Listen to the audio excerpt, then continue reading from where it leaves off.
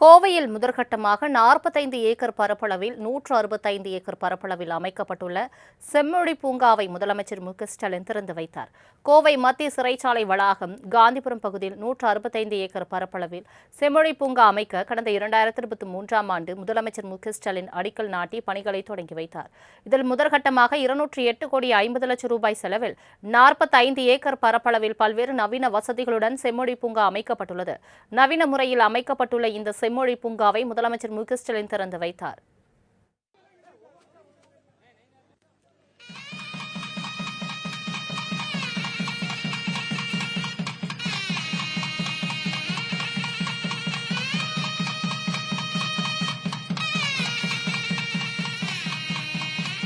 கடையேழு வள்ளல்களை கௌரவிக்கும் விதமாகவும் அவர்களின் வரலாற்றை அடுத்த தலைமுறையினருக்கு நினைவூட்டும் வகையிலும் கடையேழு வள்ளல்களின் சிலைகள் செம்மொழி பூங்காவில் அமைக்கப்பட்டிருக்கின்றது.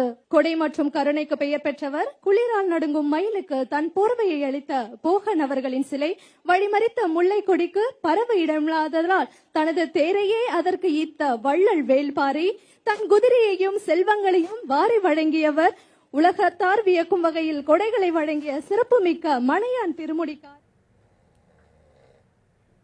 செம்மொழி வனம், மூலிகை தோட்டம், மகரந்த தோட்டம், நீர்த்தோட்டம், மணமகள் தோட்டம், பாலைவன தோட்டம், மலர் தோட்டம், மூங்கில் தோட்டம், நட்சத்திர தோட்டம், ரோஜா தோட்டம், பசுமை வனம் போன்ற 23 வகையான தோட்டங்கள் அமைக்கப்பட்டுள்ளன.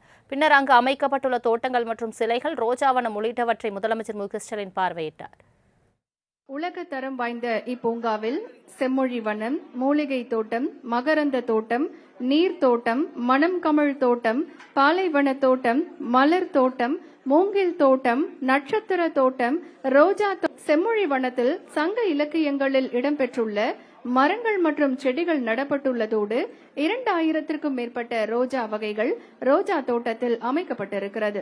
அத்துடன் இப்பூங்கா வளாகத்தில் கடை 7 வள்ளல்களின் கற்சிலைகளும் நிறுவப்பட்டுள்ளன. சங்க இலக்கியங்களில் இடம்பெற்றுள்ள செண்பக மரம், கல் இளவு, மிளகு மரம், கடல், திராட்சை, திருவோட்டு மரம், கலிப்புடா, வரிகமுகு, மலை பூவரசு, எலிச்சுழி, குங்கும மரம் உள்ளிட்டவை இதில் உள்ளன. 2000க்கும் மேற்பட்ட ரோஜா வகைகள் ரோஜா தோட்டத்தில் அமைக்கப்பட்டுள்ளது. அத்துடன் இப்பூங்கா வளாகத்தில் கடையேழு வள்ளல்களின் கற்சிலைகளும் நிறுவப்பட்டுள்ளன. செம்மொழி பூங்கா வளாகத்தினுள் ஜெர்மன் தொழில்நுட்பத்தில் மழைநீர் சேகரிப்பு வடிகால் அமைப்பு 2 கிலோமீட்டர் நீளத்திற்கு அமைக்கப்பட்டுள்ளது.